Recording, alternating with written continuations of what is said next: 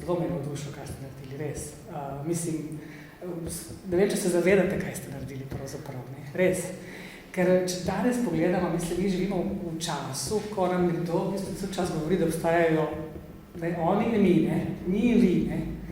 In vi ste tukaj vi, bom rekla, zdaj sem na koncu tudi jaz z vami prišla, pokazali, da ni res, da je možno biti tudi skupaj, ne? In to je res, mislim, z sociološkega, političnega vidika, mislim, res veliko sporočilo. Tako da to mi je zdaj prav, ko sem napisala, ampak zdaj to je veliko več, to, ko sem te vaše učenke poslušala, mislim, kakšen korak je to, ogromno, res, mislim, tako da, ne, ti niste noter v temo, zato se vam mogoče ti toliko ne zdi, ne. Zdaj pa, ko jaz poslušam od zunaj, si mislim, čakajte, to je več, kot je uspelo v teh letih marsikomu narediti, pa so poskušali na vse možne načine.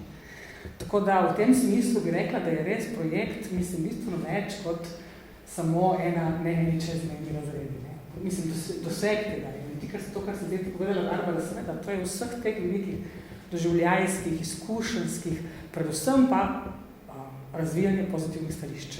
To je možno, mi se lahko, ne, imamo pozitivne izkušnje skupne in tako da jaz to sem morala zdaj na začetku povedati, ko sem nas poslušala v bistvu na tem usposabljanju. No. Zdaj obenem pa kaj, ne, seveda, ne, mi smo zdaj na več projektih v bistvu delujemo in smo na pedagoški fakulteti in imamo tudi, bom rekla, zanimivo vsi nekako enake cilje. Ne. In ta cilj je spodbujati ne samo torej, učenje jezika okolja, ampak tudi večjezičnost nasploh, danes govorimo o raznojezičnosti, plurilinguale. In seveda ena taka skupna točka, ki ste mi pokazala, je prav tako imenovani pristop KLIL.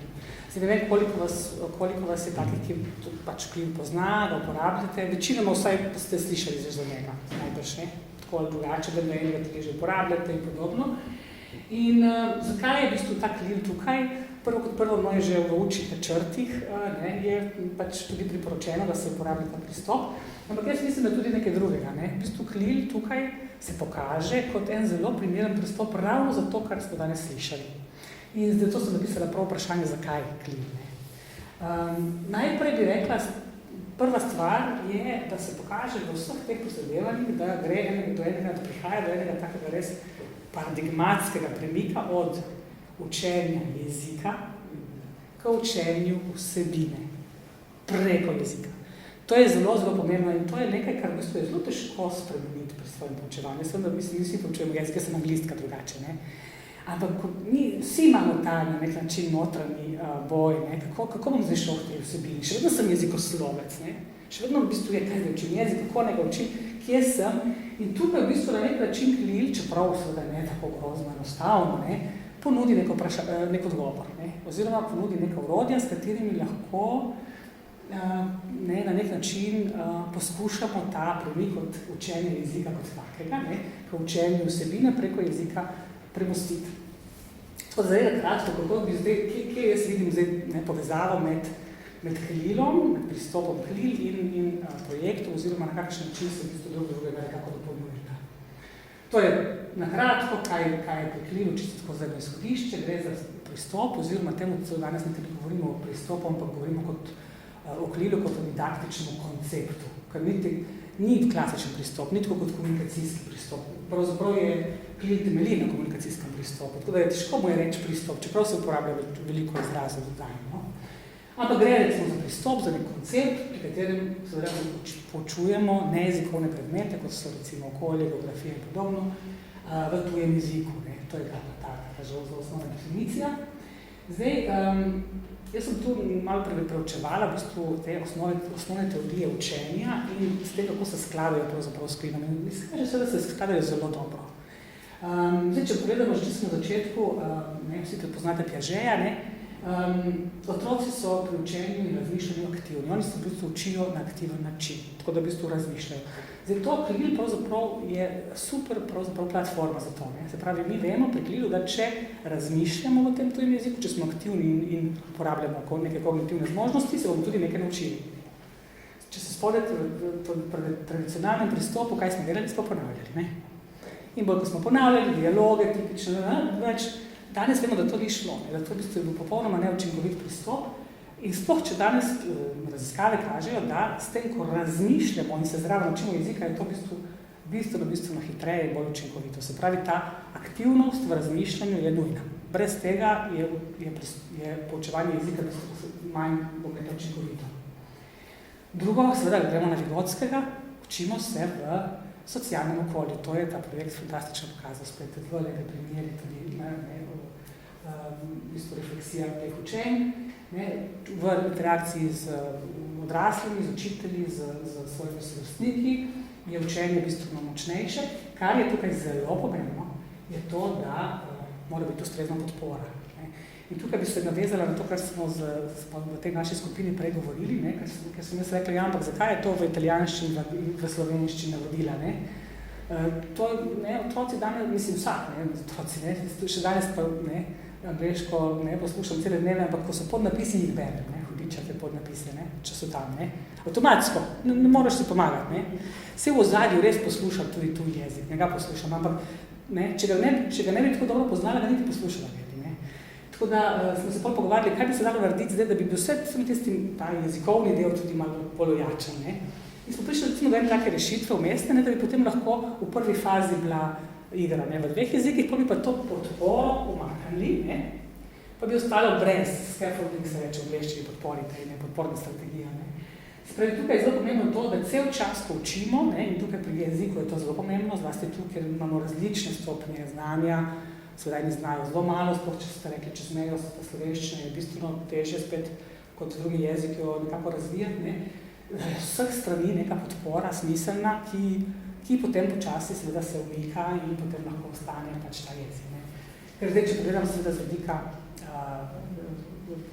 učenja jezika, kot ste tudi vsi ugotovili, je bil poudarek manjši. Poudarek je bistveno večji na tem spoznavanju čezmejnega prostora in podobno, kar je fajn. Spravi, zdaj bi bilo tudi res, kot si rekla Barbara, en dobra podlaga za to, da se gre naprej še v učenje jezika.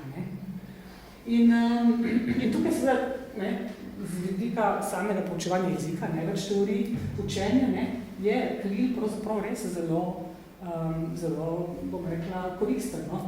Prvič predpostavlja zlitje ciljev poučevanja nekega predmeta in tudi tujega jezika. To se pravi, izpostavlja vsebino cel čas. Še bolj pomembno pa je to, da omogoča smiseln kontekst. Še nedavno, oziroma še danes imamo ogromno materijala, kjer so konteksti izmišljeni. Recimo, ne vem, se spomnim prav pred leti je bil en učbenik, pa ne vem, če je bil ravno za italijanščino, kjer se je govorilo o izmišljenem kraju. Izmišljenem kraju, res.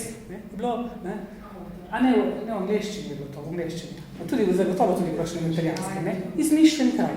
Zakaj pri milem Bogu izmišljeni kraj? Imamo milije, imamo, ampak seveda, če delate učbenik za cel svet, ne morete imeti mil, Tako je to. Tako da v bistvu tak smiselni kontekst. Tukaj je res Eduka 2 in tudi 1 so ponudili res fantastične kontekste, ki jih imamo na dosegu roke, jih lahko vzamemo, je pa res delo z materiali in s podporami, z vsemi našimi različnimi v bistvu pristopi, ki jih moramo pač uporabiti zraven. In ja, zdaj res samo na kratko. Kril temelji na tako imenovanem 4-dimenzionalnem okvirju, ki vsebuje te 4 elemente, 4 C v angleščini, v slovenščini so to vsebina, kognicija, komunikacija in kultura. In zdaj bi tako par stvari samo o tem povedala, sem v tem modelu. Kril pravi, vedno začnemo s vsebino. Tudi pri tujem jezikovnem ne začnemo z jezikom. Zdaj vam povedala, če vprašate vaše učence, to je en tak predlog, da boste vprašate. Kaj smo se učili zadnjič? To je res en tak mali test. Jaz sem vprašala včeraj mojo hčerko, ki hodi v 8. razred, in je rekla, pas simple in pas continuous. To je po moja večina biti tako. Večina učencev danes v Sloveniji, jaz sem skoraj pripričana, da večina bi znala biti tako. Mi moramo to premakniti. Tako da bomo v tem momentu govorili, učili smo se o milijah, o solinah, učili smo se o okoljih, o športih, o vsebini,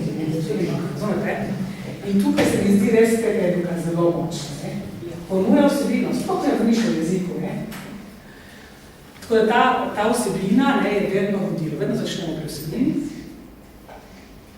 potem določimo komunikacijo. Zdaj, komunikacija, ta je najtežja, če se počnem vprašati. Zato, ker komunikacija treba mora biti res dobro načrtovana. Tukaj mogoče Eduka najboljši. Komunikacijo, seveda, tukaj je bilo vse. Bilo je komunikacijo. Zdaj, imamo 3 vrste jezika. Imamo jezik učenja, jezik za učenje in jezik skozi učenje. Spravi, jezik učenja je jezik, ki ga uporabno spravi sedišče, v primeru ste imeli zelo veliko sedišče od pojmenovanja prostora do raznih ptic in podobno. Tukaj je bilo veliko besedišča, bilo tudi veliko slovničnih pravin, recimo tukaj, pretekli čas, recimo besedilih, opisi, to je jezik učenja.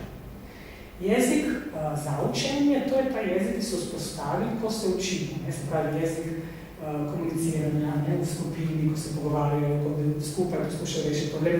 Tega tudi, sploh so predstavljali učenki, da so morali se, ko so reševali skupaj problemi, so morali se dogovarjati, tega tudi bilo. Če se mogoče ni bilo, je jezik skozi učenje. To je pa jezik, ki nastane potem, ko to je neka nadgradnja, v smislu jezik, ki pride kot v bistvu nadaljevanje nekih, recimo, mogoče nov jezik, jezik, ki ga nismo načrtovali, ki ga učenec sam v bistvu uvede.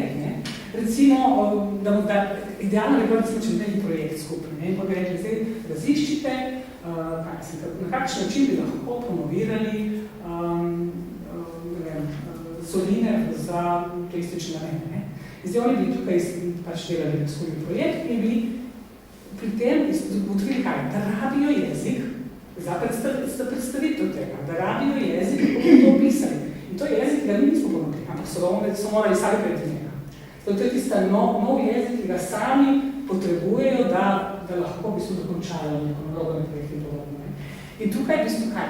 Za ta jezik pa rabimo tudi zelo visoke naloge, ki so na višjih kognitivnih ravneh. Razumete? Tukaj seveda to je en tak projekt, kjer je v bistvu namenjen k razvijanju uporabe nečesa, recimo, v tem primeru, promocijskega, mogoče tudi videa, na koncu karkoli, nekaj, kar je res ustvarjanje, uporabljanje, podobno se pravi više kognitivne ravni, bi lahko mogoče tudi to. Zdaj pa, vse skupaj pa povezuje kultura. In zdaj danes moram reči, da sem prav, mogoče celo meni mi odprlo malo oči glede te kulture. Kultura je običajno, čeprav povezuje vse, prikljivo najtežji element v smislu za ga upoštevati. Ne vejo, to je ta pozabljeni element se reče. Ampak prav danes sem razmišljala se, pa sej, tudi tako pozabljali, fantastičen je. In to so tudi učenki tam zelo lepo povedali, ko ste rekli, da pravzaprav ste ugotovili veliko o Kopru, o svojim danem ste ugotovili. Tukaj kultura ni mišljena kultura kot kulturna dediščina. Mišljena je kultura, torej videti samega sebe z očmi tujca, recimo, ampak kultura v smislu vloge človeka pri ohranjanju ekosistema, recimo. To je kultura, v tem smislu, ne kultura, direktna kultura, razumete, In tega je bilo tukaj ogromno. Mislim, res je vloga v bistvu človeka pri različnih okoljih, način, kako samo na sebe vidiš. Mislim, res sem bila prav v bistvu zelo prijetno presrečena, da je to še to nekako ven, po mojem biti bi to treniralo, kot se je tukaj pokazalo. Tako da, če pogledam, bi rekla, da je še kar nekaj potencijalno. Zlasti z velike jezika, kar se si samo vevno ne tako jaz lahko pametujem tega, ker ste že sami povedali, da bi ste podarili, da mogoče nekaj druge. Ampak ravno to se mi zdi, da je vrednost tega, da je bilo tako lepo nastavljeno zdaj, da se da v bistvu zdaj še delati na temu, ker to pa je potrebno, brez tega ne gre. Brez pozitivnih in motivacijskih nekih dejavnikov ne gre naprej. Kar je bilo po moje še smiselno razmisliti tudi to, te projekte je super potekal, tukaj so te dejavnosti, na kakšen način bi pa zdaj te dejavnosti lahko postale neka stranica. Na kakšen način bi ta potencial prenesli, prevedli v neke dejavnosti, ki se bi na šoli tudi dogajali vsako leto, pri katerih se lahko vsi vključili. To je ena izziv, se mi zdi, da lahko vsi malo razmišljamo v to smer. Mislim, da se da je bila lepa podlaga že narejena, da je že nakazano, mogoče tudi to, mislim, da ta nakazano projektno delo zelo smiselno. Mogoče projektno delo tudi na bolj individualni ravni. Jaz se zdaj tako, recimo, prav lepo sem se predstavljala, ko sem vas poslušala, da imamo recimo dva učenca iz ene šole, dva učenca iz druge šole čez mejo, skupaj morajo narediti projekt, da prikazati, tako da ne rabimo biti nekamo z njimi, oni to sami danes lahko so delali. Sploh z moderno tehnologijo, to je danes precej preprosto. Tako da, to sem, tako ko sem razmišljala, ko sem poslušala danes vse to, jaz bi imel zapovedati, se mi zdi, da res je res na nek način velik korak, ogromno narejeno in še veliko se da več s njimi to razviti. Tako. Ja, tako.